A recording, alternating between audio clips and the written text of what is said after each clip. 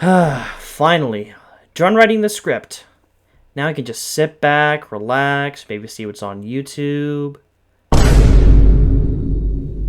Fuck! Okay, before I start this video, let me just go ahead and make one thing clear before anyone gets the wrong idea. I absolutely adore Matt Reeves' Batman. The Batman is easily the best on-screen depiction of Batman we've ever gotten in live action, and it blows everything else completely out of the water. I'm eagerly waiting for the Batman Part 2 whenever it comes out by the time I'm old and gray. That being said, if you've been on social media for the past few weeks and care about anything related to Batman like I am, you're probably familiar with some of Matt Reeves' recent comments on the grounded and fantastical lengths of this universe. He's gone out to say that the Batman would, quote, go to the edge of fantastical, but never go full fantastical. So basically, you probably shouldn't expect someone like Gentleman Ghost appearing. And not only that, but it's recently been confirmed that the Penguin's real name is Oswald Cobb instead of Oswald Cobblepot. And in Matt's words, it was done as an attempt to make the character more grounded. Now, in the context of this version of the character and the show he primarily stars in, I do think that this change makes a lot of sense. Cobblepot gives off the sense of old money and a wealthy heritage, which Oswald in this universe completely lacks. I don't think it's a case of making him more grounded and realistic per se, as it's more of a change that better suits the context. But in any case, I've definitely got thoughts on everything else, as well as thoughts on grounded Batman adaptations as a whole. First though, we've gotta understand what kind of world Batman occupies, and how his adventures in Gotham end up getting so crazy that he goes from fighting mobsters to giant freaky mud monsters. Obviously, as Batman starting out, one of his primary goals in crime fighting is to eliminate all of the organized crime in Gotham, including the likes of Carmine Falcone and Sal Maroni. However, as Batman begins to get deeper and deeper into his career, the idea of a guy going around fighting criminals dressed like a bat has the effect of inspiring a couple eccentric people to commit a whole bunch of crimes. Before he knows it, he's dealing with guys like the Joker, the Riddler, Scarecrow, Penguin, etc. And as the organized crime in Gotham begins to collapse onto itself through stories like The Long Halloween, the crime in Gotham undergoes a transition to mobster crime families to eccentric criminals wearing costumes committing over-the-top crimes as a chance to prove themselves against Batman. Batman definitely starts out as grounded, but over time, as he evolves as a crime fighter, the kind of situations he finds himself in begin to dive deeper and deeper into the fantastical.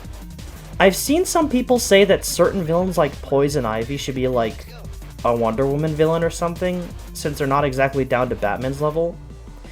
And that's just something I can never get behind. I think that one of the biggest appeals of Batman stories is that he's just a man going on all these crazy adventures trying to save Gotham from impossibly difficult threats despite only being human. There's a sort of David and Goliath element to Batman stories whenever he's fighting villains like Clayface, Mr. Freeze, Man-Bat, or Poison Ivy. And I feel like, particularly in recent live-action depictions, that's an element that's almost been kind of ignored. Ever since the Schumacher films happened, every live-action Batman movie now has just been super grounded and gritty, leaving out some pieces of ingredients on his mythos. The only one that's gotten close to giving us a comic-y Batman since then has been Zack Snyder's Batman. But, it was Snyder's Batman, so yeah. Allow me to reiterate that I have full faith in Matt Reeves' ability to make absolute bangers. But I can't help but think that the insistence on keeping everything grounded, despite the exact definition being debatable, is kind of worrying that we'll just be getting another Nolan trilogy. And by that I mean we just be getting another super grounded crime drama where Batman only goes against mobsters and the occasional serial killer or super terrorist. Don't get me wrong, I wouldn't want the Batman Part 2 to just be a bunch of Arkham boss fights. But I think that as a Batman adaptation, it'd be shooting itself in the foot if it didn't start to gradually embrace those kind of comic booky elements. Also, get rid of that flight suit. If Nolan's Batman can have a gliding cape, Pattinson can have one too.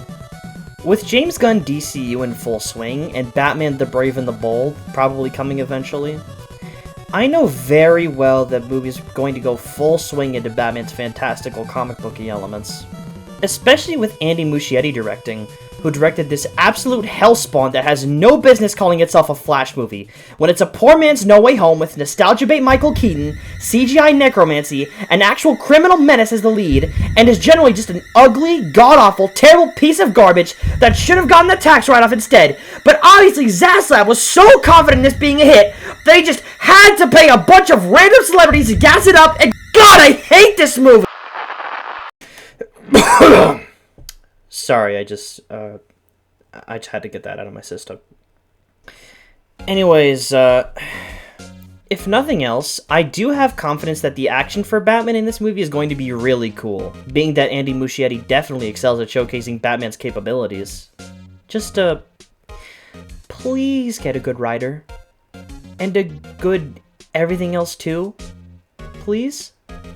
With that being on the table, a lot of people argue that, oh, why are you complaining about the Reeves verse being super grounded when the DCU is going to give you a fully fantastical Batman anyway? Which, I understand that argument, but there's something you've got to understand. No, I don't think that Reeves' Batman should be fighting demons and aliens and all of the craziest stuff imaginable from the depths of the DC universe. But I do think that some of the more fantasy elements of Batman's mythology should be embraced if you're going to tell a Batman story. In the case of the Reeves verse, I think there actually is a basis that can serve as the foundation for how they can approach his more fantastical elements, while keeping it in line with Reeves' vision in this version of Gotham. Gotham 1919 to 1939 is a book by the folks over at Giant Panda King about an alternate history in which Batman, his allies, and his villains existed in the early 1900s. While this version of Batman was definitely a very grounded take, it also did so while embracing many of the iconography and comic book elements that define many of its characters. People like Mr. Freeze are all pretty much intact and they don't feel out of place. And in my opinion, that's kind of how I'd want the Reeves verse to approach it. Mr. Freeze doesn't need to be in a high-tech robot armor that makes giant icicles, but a walking refrigerator and a hazmat suit and a cold gun would be a-okay.